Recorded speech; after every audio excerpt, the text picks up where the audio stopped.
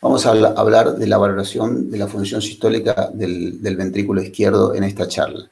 La idea de la charla es tener una noción desde lo que es la ecografía bidimensional, que es la más básica, pero también la más accesible, tener elementos claros para poder tener una buena valoración y de esa manera, a partir de esto, incorporar otros conceptos que tengan que ver con el control y el seguimiento hemodinámico de los pacientes. ¿Cuál es el objetivo cuando uno se plantea valorar el ventrículo izquierdo? Ver el tamaño del ventrículo izquierdo. La valoración del ventrículo izquierdo es fundamental desde el punto de vista subjetivo.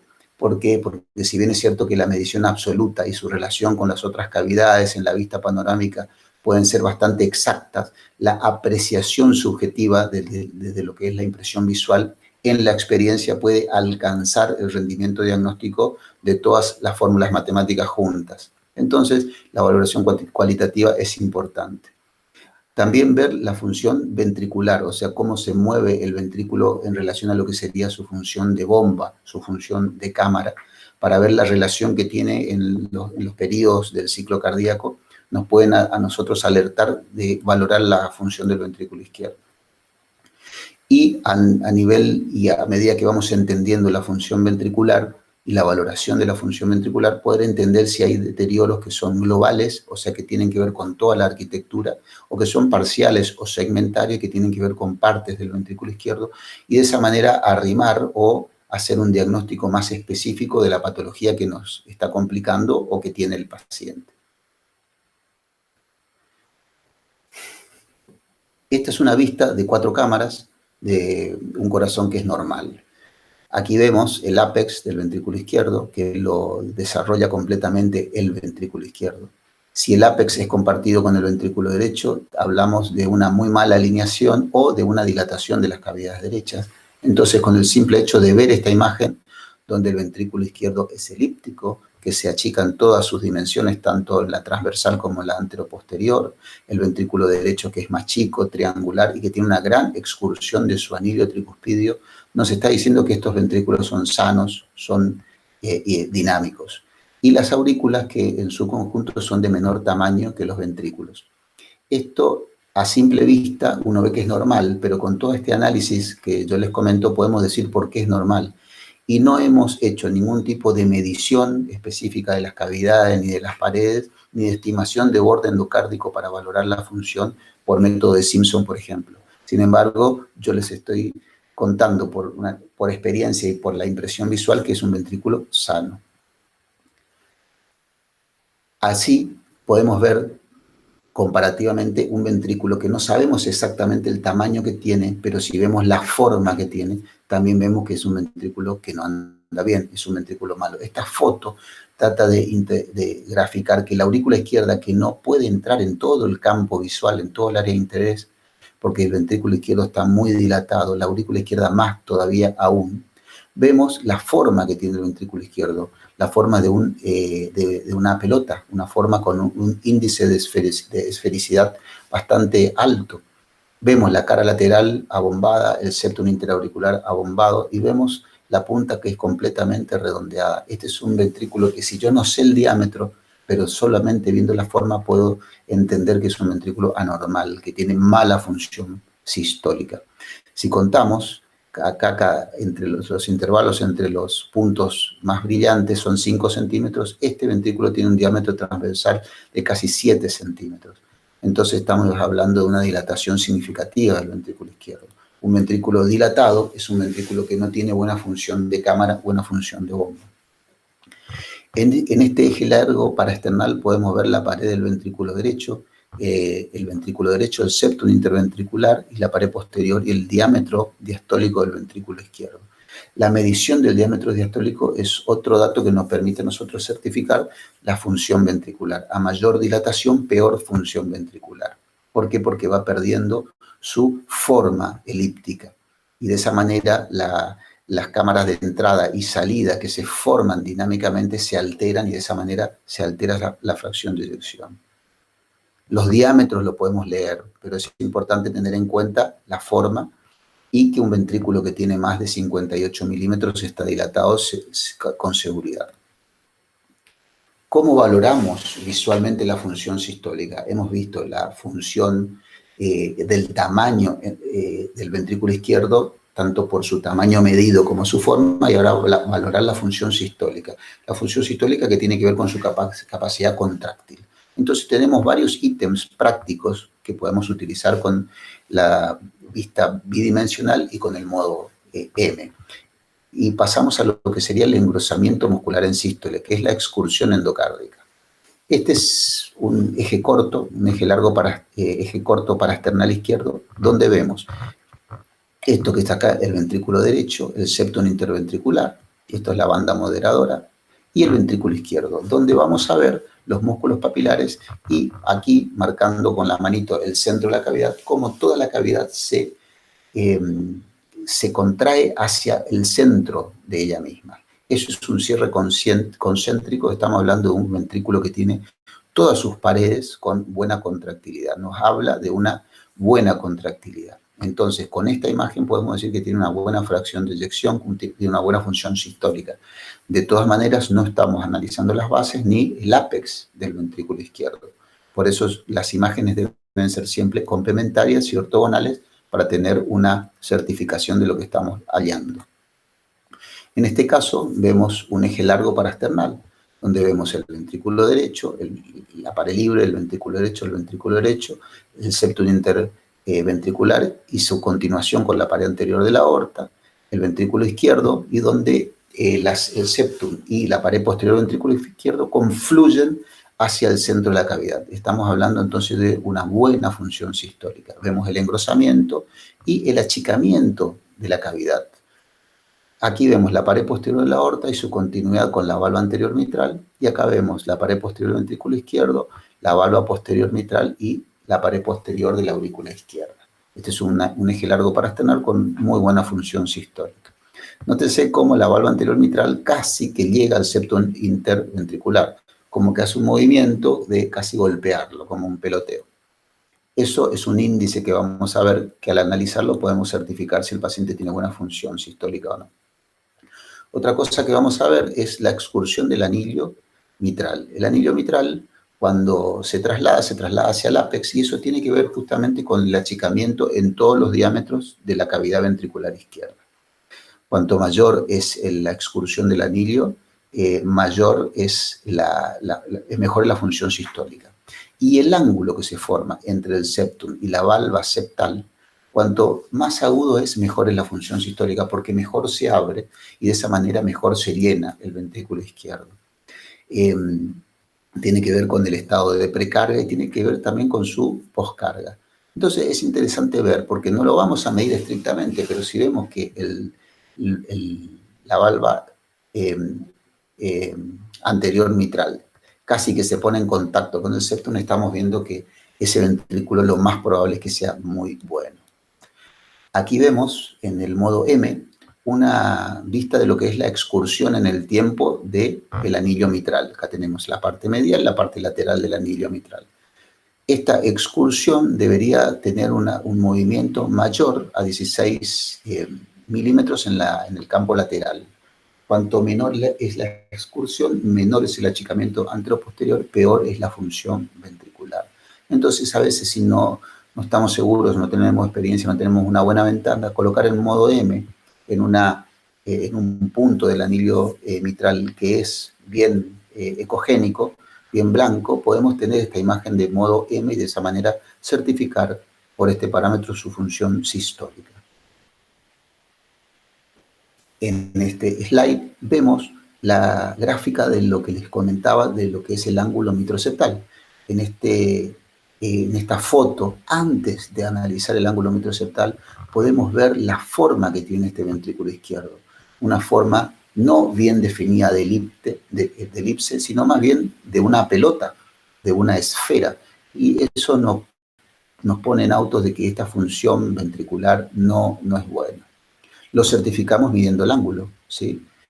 O sea, cuando tenemos la mayor apertura de la valva septal mitral y el ángulo que se forma con el septum interventricular basal, bueno, si ese ángulo es mayor de 30 grados, la fracción de eyección está deteriorada francamente. Otro parámetro y que tiene que ver y en relación con el ángulo mitroseptal es la distancia que hay entre el septum interventricular y la valva anterior mitral. La distancia que hay con el septum, en lo que sería el septum anterior. El ángulo mitroseptal se forma con el septum inferior, o la parte basal del septum.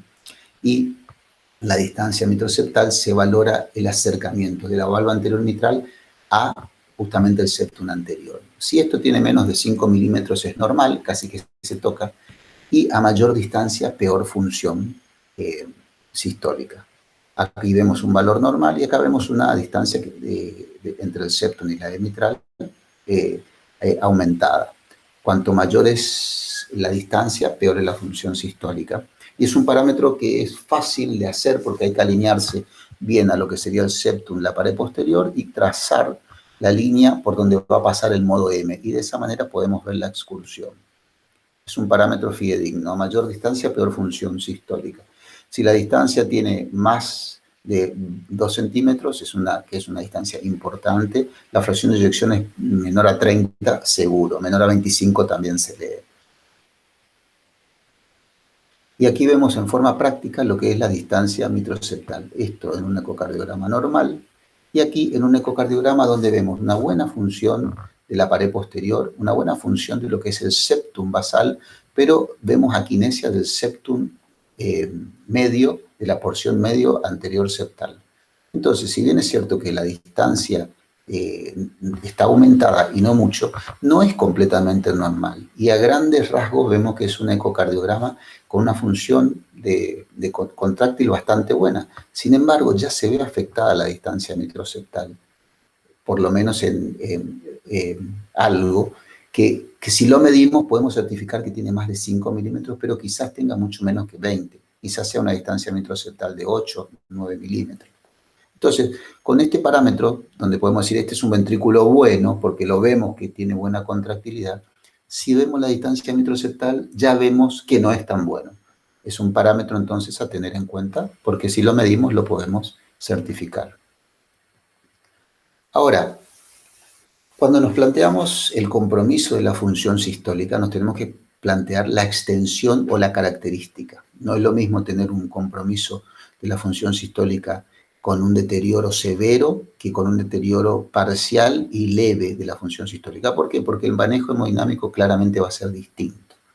Entonces, tenemos que valorar y entender qué segmento o qué partes del ventrículo izquierdo podrían estar comprometidos. Y para eso tenemos que hacer la valoración segmentaria.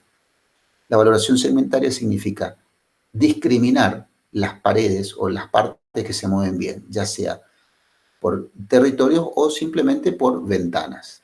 Cuando vemos la ventana podemos ver que, por ejemplo, en lo que es el eje largo paraesternal, vamos a tener el septum anterior y la pared posterior, irrigados, ¿no es cierto?, por la descendente anterior y la pared posterior por la circunfleja o la coronaria derecha, depende de quién del tronco de las posteriores laterales. Entonces, de esa manera nosotros vamos a ir viendo la segmentaridad. Y en este caso, claramente podemos ver que acá hay un déficit de lo que sería la descendente anterior en su tercio medio. ¿Por qué? Porque el tercio proximal está dado la irrigación por la primera septal. Entonces, si se mueve el septum basal, quiere decir que la DA está permeable hasta la primera septal. Pero después, cuando vemos que no se mueve, quiere decir que probablemente esté obstruida u ocluida. Ese es el razonamiento por el cual nosotros podemos estimar los distintos territorios. Y es así que vamos a ver en este eje corto, un eje corto donde vemos un eje corto a nivel medio ventricular, donde vemos los músculos papilares, vemos el septum interventricular, la porción anterior, la porción inferior, el ventrículo derecho, esto que sería la cara anterior, la cara lateral, la cara posterior y la cara inferior. Vemos que el cierre que tiene es bastante concéntrico, pero bastante disminuido, bastante triste, por decirlo de alguna manera. Sin embargo, este cierre, que tampoco es normal, vemos que es muy diferente al de la izquierda. ¿Por qué? Porque vemos que lo que sería el septum anterior, la cara anterior, se van hacia la línea media, hacia el centro de la cavidad. Sin embargo, lo que sería la pared posterior, la pared lateral, perdón, la pared posterior, la pared lateral y la pared inferior, están quietas. Claramente hay una disincronía. O en este caso, hoy hay una aquinesia de todo este segmento. Claramente estamos viendo una situación donde hay un deterioro segmentario que compromete la función sistólica y acá hay un deterioro global de la función sistólica sin un compromiso segmentario definido. ¿Por qué buscamos definir esto? Porque en un paciente que tenemos esto tenemos que pensar o que tiene antecedentes coronarios o que está cursando un síndrome coronario si esto es nuevo. Y en este caso podemos pensar distinto, que es un paciente que viene con una cardiopatía dilatada, con deterioro de la función sistólica de diferentes razones, de lo que puede ser etílico, miocardiopático o también coronario extenso. En el caso de la ventana paraesternal, en su eje largo paraesternal, podemos apreciar lo mismo. Vemos el septum interventricular en su porción anterior y la pared posterior. La pared posterior, en este caso, nosotros estamos viendo que engruesa. Quizás no es una pared posterior vigorosa, pero sí les llamo la atención. ¿Qué es lo que sí está muy alterado en este eje largo paraesternal? La excursión de la válvula anterior mitral. Esta válvula anterior mitral no pasa el plano de lo que sería el aparato subvalvular, o sea, no se acerca siquiera al septum interventricular. Claramente, acá vemos un deterioro, un parámetro de deterioro de la función sistólica y con un compromiso segmentario definido. Acá vemos que el septum medio, el septum basal anterior, no engruesan y no se desplazan. Claramente, este es un compromiso de la arteria descendente anterior en su segmento proximal. Entonces, estamos viendo que la segmentariedad puede ser evidente, donde vemos que hay un compromiso global, o sea, de la función, porque la distroceta, y hay un claro compromiso segmentario que nos estaría hablando del origen probable de la patología de este ventrículo izquierdo. Por el contrario, en este eje largo paraesternal, vemos que el septum anterior engruesa, pero la distancia mitroseptal también está un poquito aumentada. ¿Qué quiere decir? Que hay un deterioro de la función sistólica. Y hay algo segmentario, claramente lo que es la pared posterior. La pared posterior está aquinética, no engruesa y no se desplaza hacia la línea media. Muy parecido a lo que veíamos en el slide previo, donde veíamos la función sistólica en el eje corto. Esta es la pared posterior, donde está la manito, claramente no engruesa, que corresponde justamente al slide siguiente, a la pared que no engruesa, a la pared posterior. Es interesante poder ver que ambos ventrículos no son buenos y que la distancia mitroseptal están aumentadas en ambos, en uno mucho más, y que los territorios de compromiso segmentario son muy distintos. Uno es la descendente anterior y el otro probablemente sea la descendente, la circunfleja o la coronaria derecha. Ya lo vamos a ir evaluando.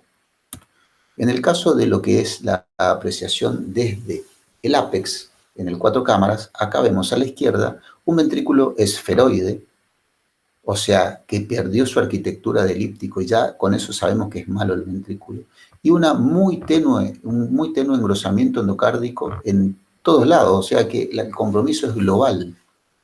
Vemos que la distancia mitroseptal, en este caso el ángulo mitroseptal, está bastante obtuso y entonces claramente tenemos un dato de que certifica el mal ventrículo. Ahora, en este caso, donde vemos una ventana que se corre, que no es apropiada, pero sí vemos que hay contractilidad del septum interventricular. Vemos que la pared lateral está completamente adelgazada y quietita, aquinética. Y también vemos que la distancia mitroseptal en lo que es la excursión hacia el ángulo mitroseptal también está aumentado. Entonces estamos viendo ambos ejemplos en otra vista, la vista de 4 cámaras de la ventana apical, donde hay un compromiso global y acá en este caso un compromiso segmentario lateral. Y desde la vista de apical en 4 cámaras vemos aquí lo que sería la cara anterior y la cara inferior, donde vemos que todo tiene una muy escasa excursión endocárdica y que la cavidad no se achica. Y en este caso vemos que hay una excursión endocárdica más marcada de lo que es la cara anterior y una cara inferior que se traslada solamente pero no gruesa. Corresponde a un deterioro segmentario, aquí a un deterioro global.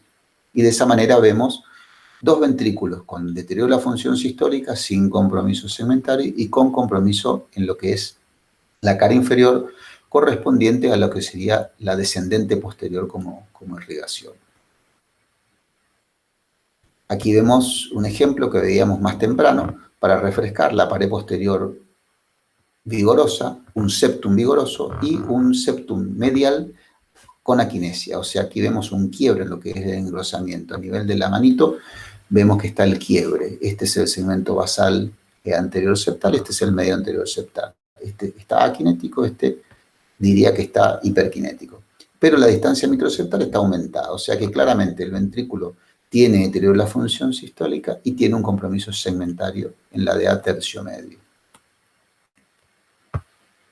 En este slide vamos a ver la función sistólica desde la vista apical en 4 cámaras y vamos a ver algo interesante.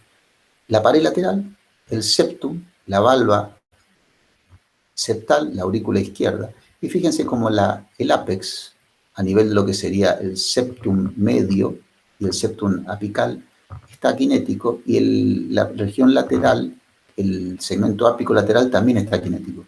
Es como que se forma casi un reloj de arena entre los segmentos mediales y basales. O sea, hay contractilidad septal, basal y medio, y hay contractilidad lateral, basal y medio, pero la parte apical no se mueve. Esto claramente es un compromiso de la función sistólica con el componente segmentario. Esto podemos ver en el compromiso de la descendente anterior, tercio medio o distal, pero cuando vemos el ángulo microseptal también vemos que está un poquito aumentado. ¿Qué quiere decir eso? Que quizás sea más proximal que distal y que el compromiso puede afectar también a otro vaso, no solo a la descendente anterior. Entonces vemos aquí que tiene una buena excursión del anillo mitral, quizás, pero el ángulo microseptal está un poco aumentado. Y tenemos el área del ápex que está aquinética. Podemos decir que tiene un ventrículo con un deterioro leve a moderado con compromiso segmentario apical. Estos son gráficos para poder orientarnos en lo que es la observación de las diferentes caras. Entonces, en el eje largo, en el eje parasternal, en el eje corto, vamos a encontrar lo que serían los cortes de 2 cámaras, correspondientes al 2 cámaras y al eje largo. Y como en este corte, lo que es el eje corto parasternal, encontramos los 6 segmentos mediales. El septum basal y medio, la pared anterior, lo que sería la cara lateral, la cara posterior y la cara inferior, los segmentos medios. En el eje largo parasternal, cuando hacemos rotación del transductor, en el eje largo parasternal izquierdo, vamos a ver el septum anterior en su segmento medio y basal, que corresponde, ¿sí?, en lo que sería el eje corto, el segmento anterior, y la cara posterior a los segmentos basal y medio y basal, que tienen que ver justamente la cara posterior. O sea, con este gráfico podemos ver cómo se oponen las caras. Cuando nosotros hacemos un corte de eje largo parasternal, las caras que se oponen son el septum anterior y la pared posterior. Y cuando hacemos un eje de 2 cámaras apical, las caras que se oponen son la cara anterior y la cara inferior. Cuando hacemos un eje de 4 cámaras, vemos el segmento basal septal o septal inferior y la cara lateral. ¿Por qué tenemos en cuenta esto y hacemos hincapié en esto? ¿Por qué? Porque los diferentes territorios tienen diferente irrigación. La cara anterior, sí, el septum anterior está dado por la descendente anterior. Los segmentos inferiores, ¿sí?, y el septum inferior por la descendente posterior de la coronaria derecha habitualmente, y la cara posterior también de la coronaria derecha frecuentemente. Ahora, la cara lateral es patrimonio de la circunfleja en el 85-90%, entonces el compromiso lateral nos habla de compromiso de la circunfleja en general. En este gráfico uno quiere mostrar los diferentes planos de orientación que uno puede tener en lo que sería la observación paraesternal, porque desde el eje largo paraesternal podemos orientarnos hacia el ápex y ver los 4 segmentos apicales. En el segmento medio ventricular podríamos ver justamente lo que veíamos recién, el septum inferior, anterior, la cara anterior, la cara lateral, la cara posterior y la cara inferior. Y en el segmento basal ventricular podemos ver los segmentos de las bases justamente, de la basal anterior, basal lateral, basal posterior, y basal septal posterior y medio septal, medio septal posterior. De la segmentación que uno observa en 4 cámaras, es interesante tener en cuenta que la descendente anterior da todo el ápex y que la circunfleja nos complementa la cara, la vista de 4 cámaras, con los segmentos laterales, basales y medio. Entonces, cuando uno va a hacer la observación en lo que es el 2 cámaras, va a encontrar que la cara anterior está dada por la descendente anterior y la cara inferior por la descendente posterior, generalmente de la coronaria derecha. Estos son gráficos donde podemos ver y orientarnos en relación a los segmentos y su irrigación. Creo que lo importante en esto es tener en cuenta las ramas más frecuentes del tronco de las posterolaterales y el nacimiento de la descendente posterior en relación a quién las da, si es la coronaria derecha o la circunfleja, para saber si hay también circulación dominante o balanceada. Existe una integración en relación a todos estos segmentos para, a partir de un índice numérico, tener una valoración de la función sistólica. Si uno toma en cuenta la motilidad de todos estos segmentos, en el caso que fuese normal, y le damos un valor de 1 a estos segmentos y lo dividimos por los segmentos que están valorados, el valor probablemente sea de 1. Y el valor cercano o de la unidad nos habla de un índice de motilidad parietal bueno, normal. Cuanto más se aleja de la unidad, la valoración significa que tiene peor función sistólica. Y es así que podemos encontrar anotada una valoración donde vemos los segmentos que están, lo que sería el septum anterior o la cara anterior, que están aquinéticos, y aumenta el índice de motilidad parietal. Entonces, a nivel de lo que es la valoración de este índice, podemos tener una significación numérica que nos orienta hacia la función sistólica. Y en este slide quiero mostrarles lo que es la valoración sistólica en relación a lo visual, a lo que tiene que ver con la forma, el tamaño de la cavidad, sin entrar en mediciones, y en relación a lo que hemos repasado recién de lo que serían las alteraciones relacionadas a los distintos territorios vasculares. Aquí vemos un ecocardiograma normal en su pared lateral, su pared del septum interventricular, la pared libre del ventrículo derecho, mitral, tricúspide, y lo que tiene que ver con esos segmentos que estamos analizando. En este ventrículo vemos las mismas estructuras, pero claramente hay un efecto de reloj de arena porque no hay contractilidad del ápex, es un ápex que no se cierra, que no se contrae. Sin embargo, el septum y la pared lateral sí lo hacen. Inclusive acá se puede ver un falso tendón, que es una cuerda muscular o una cuerda tendinosa que va de pared a pared, y que en este caso, como no hay contractilidad, genera una cierta tensión y tracción en las paredes. También vemos el ángulo mitroseptal bastante aumentado. Y fíjense qué interesante en este ejemplo, donde vemos esa ya dilatación del ápex y compromiso mayor del septum interventricular, donde claramente la función sistólica es peor, la distancia del ángulo mitroseptal es grande, y vemos motilidad conservada de la pared lateral. Claramente esta es la evolución de un paciente con una arteria coronaria, una descendente anterior significativa, que puede ser proximal, que tuvo un remodelado anómalo en su evolución. Y en el último ejemplo vemos una aurícula grande y vemos un ventrículo donde se ve muy poco la excursión endocárdica. Esto no necesariamente es por mala ventana, si se mueve poco, se ve poco, y vemos que la forma del ventrículo izquierdo es bastante esferoide, y vemos que el ángulo mitroseptal es casi recto. Todos parámetros, como repasábamos en la charla, de deterioro de la función sistólica. Entonces, de un eco, de una apreciación de 4 cámaras normal, podemos ver hasta un severo deterioro global, pasando por alteraciones progresivas segmentarias. Bueno, Esto tiene que ver con la valoración del ventrículo izquierdo. Esto nos da la base como para poder tener apreciaciones y evaluaciones posteriores que tengan que ver con flujos y comportamiento hemodinámico, y estaremos para colaborar y seguir con sus dudas. Muchas gracias.